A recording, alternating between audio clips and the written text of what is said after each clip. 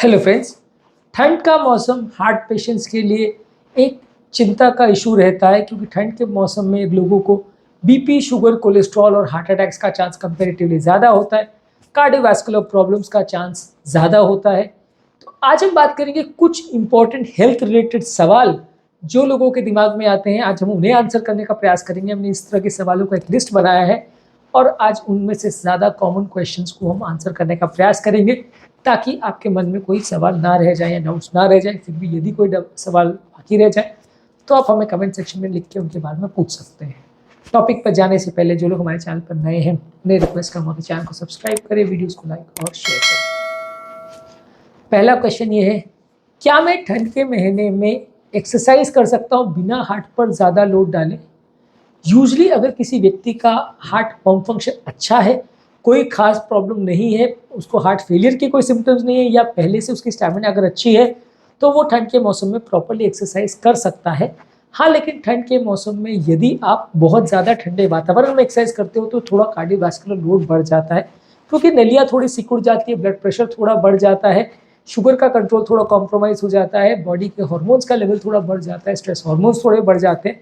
तो ये सारी ही चीज़ें कार्डियोवैस्कुलर लोड कर सकती है। उन लोगों पर खासकर इसका ज़्यादा फर्क पड़ेगा जो लोग ऑलरेडी कॉम्प्रोमाइज हार्ट के साथ काम कर रहे हैं। मान लीजिए किसी व्यक्ति का हार्ट ऑलरेडी फेलियर में है, ऑलरेडी अच्छा काम नहीं कर रहा है, तो वैसे लोगों को इस समय में ज़्यादा दिक्कत आ सकती है, उनकी हेल्थ बिगड़ सकती है और उनके हार्ट पर ज़्यादा लोड पड़ सकता है ठंड के मौसम में।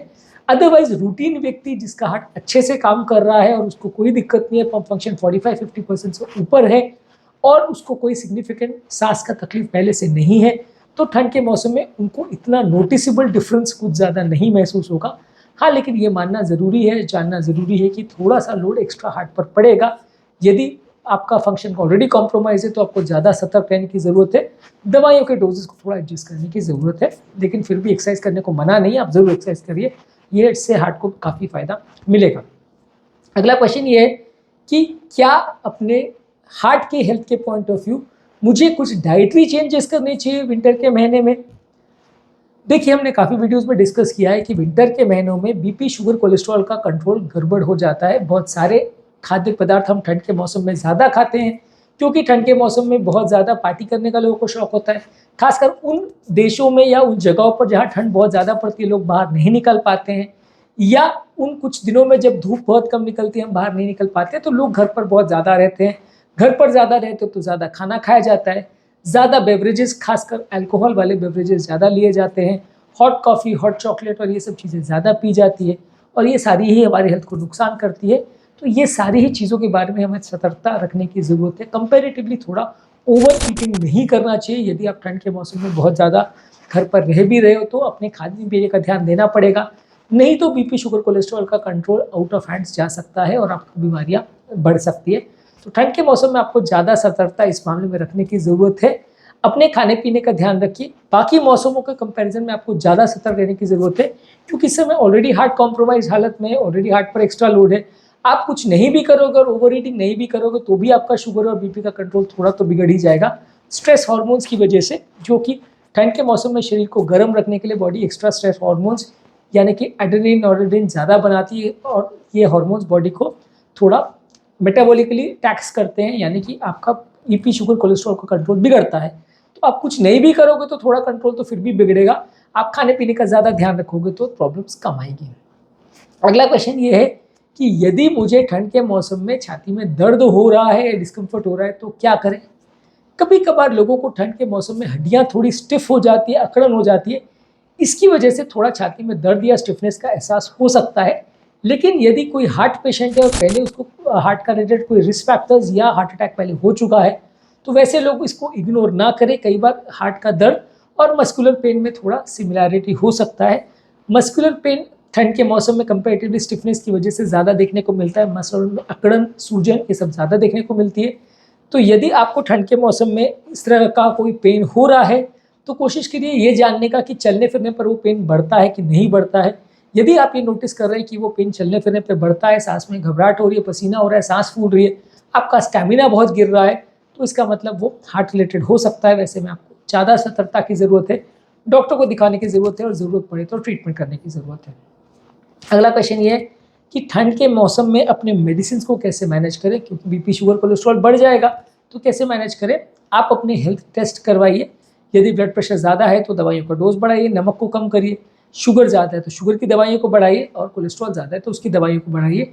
ये चीज़ें बिना टेस्ट किए अपने आप रैंडमली 5 या 10% दवाओं को बढ़ा देने से काम नहीं चलेगा, क्योंकि स्ट्रेस हार्मोन्स का लेवल हर व्यक्ति में अलग अलग हो सकता है, किसी में कम, किसी में ज़्यादा, किसी में बिल्कुल फ़र्क ना पड़े, ऐसा भी हो सकता है। तो ठंड के मौसम में आप बॉडी का मेटाबॉलिज्म कितना गड़बड़ हो रहा है, उसके हिसाब से आप डिसाइड कर सकते हो कि आपको कितने ज़्यादा या कितने कम डोज की ज़रूरत है, और उसके हिसाब से डोज को एडजस्ट कर सकते हैं। ज़्यादातर केस में डोज ज़्यादा ही लगेगा, क्योंकि थोड़ा बहुत लगभग 10% जितना वेरिएशन आप देख सकते हो आपके वैल्यूज़ में, तो इससे हिसाब से आपको थोड़ा ज़्यादा डोज बीपी शुगर कोलेस्ट्रॉल की मेडिसिन का लग सकता है। पर ऐसा कोई रैंडम एम्पेरिकल फार्मूला नहीं है, आपको डॉक्टर को दिखा के जांच करके ही दवाइयों का डोज चेंज करना पड़ेगा। अपने घर पर बिना पूछे आप शुगर कोलेस्ट्रॉल की दवा बढ़ा दें तो ये गलत होगा, इसमें प्रॉब्लम्स होने का चांस ज़्यादा होगा। अगला क्वेश्चन लोग पूछते हैं कि ठंड के मौसम में रेस्पिरेटरी इन्फेक्शंस का क्या इंपॉर्टेंस है और इसको क्यों हमें हार्ट वाले पेशेंट को इस बारे में ज़्यादा सावधानी रखनी चाहिए। ठंड के मौसम में फ्लू, निमोनिया, इस तरह कोविड जैसे इन्फेक्शन ये सब ज़्यादा देखने को मिलते हैं। ये इन्फेक्शन आपकी इम्यूनिटी को कॉम्प्रोमाइज़ करते हैं, सडन हार्ट अटैक होने के चांसेस बढ़ते हैं। बहुत सारे कार्डियक पेशेंट्स की सडन मृत्यु जो होती है वो निमोनिया की वजह से होती है, क्योंकि ओवरऑल इम्यूनिटी कॉम्प्रोमाइज़ होती है। इस टाइम पे आपको हॉस्पिटल में भर्ती करना पड़ता है, सडनली कंडीशन बिगड़ती है और बहुत सारे लोगों की मृत्यु हो जाती है। इसलिए ठंड के मौसम में आपको अपने आप को ठंड से बचाना पड़ेगा, प्रोटेक्ट करना पड़ेगा। उम्रदराज पेशेंट किसी को अगर हार्ट का प्रॉब्लम है तो ज़्यादा सतर्कता की ज़रूरत है, ज़्यादा ध्यान रखने की ज़रूरत है, ताकि आपको बहुत ज़्यादा ठंड का एक्सपोजर ना हो। इम्यूनिटी कम होने की वजह से हार्ट अटैक या इस तरह की प्रॉब्लम्स होने का चांस बढ़ जाता है, तो उससे आपको खुद सतर्कता रखने की ज़रूरत है। ये सारे ही इन्फ्लेक्शन या इन्फ्लेमेशन जो है बॉडी में सूजन क्रिएट करते हैं, जिसकी वजह से प्रॉब्लम्स बढ़ जाती है। बीपी शुगर कोलेस्ट्रॉल का कंट्रोल बिगड़ जाता है, हार्ट अटैक से अलग होने का चांस बढ़ जाता है। तो इस तरह के जुकामों से या हार्ट अटैक ट्रिगर करने वाले निमोनिया इन्फेक्शन से बचने की आवश्यकता है। सिंपल जुकाम वगैरह में उतना ज़्यादा फर्क नहीं पड़ेगा, लेकिन हाँ, कोई भी जुकाम अगर वर्सन हो जाता है तो वो डेंजरस हो सकता है, क्योंकि लंग्स पर इन्फेक्ट करने वाले जो वायरस है वो हार्ट पर ज़्यादा लोड करते हैं और उससे बॉडी में ज़्यादा सूजन क्रिएट होती है। खासकर अगर कोई इन्फेक्शन ब्लड में फैल जाए तो, और उसके बाद प्रॉब्लम बढ़ सकती है। तो इस तरह के इन्फेक्शन से खुद को बचाएं तो ज़्यादा अच्छा है। टाइम पर वैक्सीनेशन करें और ज़रूरत पड़े कोई इन्फेक्शन हो तो तुरंत ट्रीटमेंट कराएं, तो इससे आप अपने आप को थोड़ा प्रोटेक्ट कर सकते हैं। और ठंड से भी खुद को थोड़ा प्रोटेक्ट करें, क्योंकि ठंड के मौसम में इन्फेक्शंस ज़्यादा तभी होते हैं जब आप ज़्यादा ध्यान नहीं रखते, ठंड में बहुत ज़्यादा घूमते फिरते हैं, सावधानी नहीं रखते, प्रोटेक्शन नहीं रखते, तो ज़्यादा इन्फेक्शंस होते हैं। अगला क्वेश्चन लोग पूछते हैं कि क्या ठंड के मौसम में बर्फ़ साफ करने के या गार्डनिंग करने की या फिजिकली डिमांडिंग कोई एक्टिविटीज़ कार्डियक पेशेंट्स कर सकते हैं या नहीं। ये चीज़ें अपने यहाँ उतनी ज़्यादा रेलेवेंट नहीं, क्योंकि अपने यहाँ ज़्यादातर एरिया में उतनी बर्फ़ नहीं पड़ती है। पर वेस्टर्न कंट्रीज़ में जहाँ ये सच्चाई है कि लोग क्या बहुत ज़्यादा बर्फ़ पड़ती है और बर्फ़ को हटाने का एक अलग काम हो जाता है, तो ज़्यादातर हार्ट पेशेंट जिनका पंप फंक्शन अगर अच्छा है तो वो इस तरह के काम में बिल्कुल एंगेज कर सकते हैं, कोई दिक्कत नहीं है।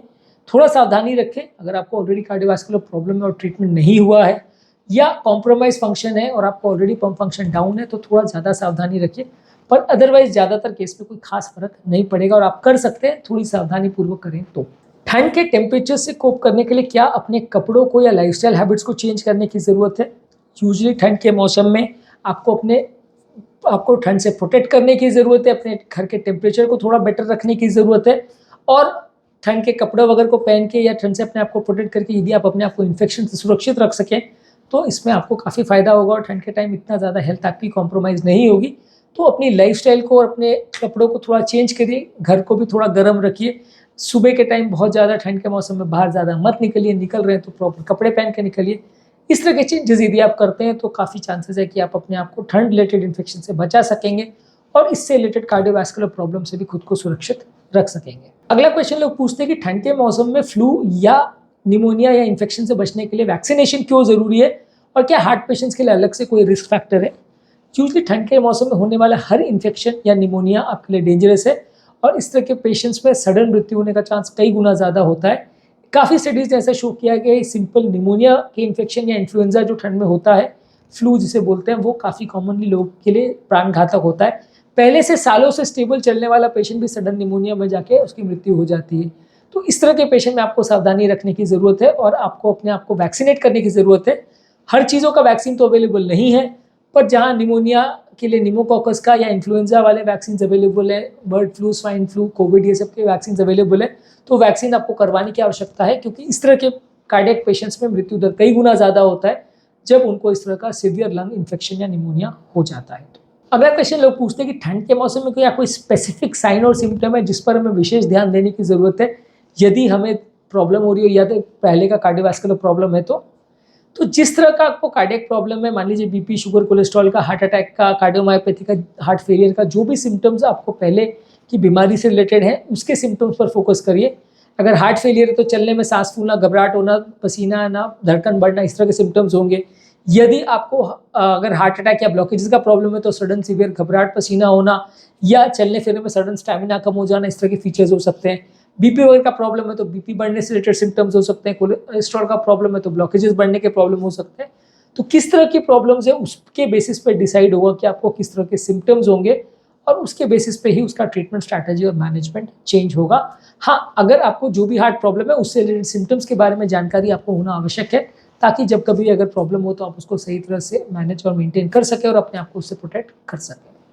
तो आज के टॉपिक में बस इतना ही। इसके अलावा भी कुछ और क्वेश्चंस बाकी हैं जिसको हम इस वीडियो के सेकंड पार्ट में डिस्कस करेंगे। टॉपिक ऑलरेडी लेंदी हो गया, इसलिए इस वीडियो को आज यहाँ खत्म करते हैं। उम्मीद करूँगा कि आज के टॉपिक में कुछ नई बातें जानने को मिली होगी। जो लोग हमारे चैनल पर नए हैं उन्हें रिक्वेस्ट करूँगा कि चैनल को सब्सक्राइब करें, वीडियोज़ को लाइक और शेयर करें।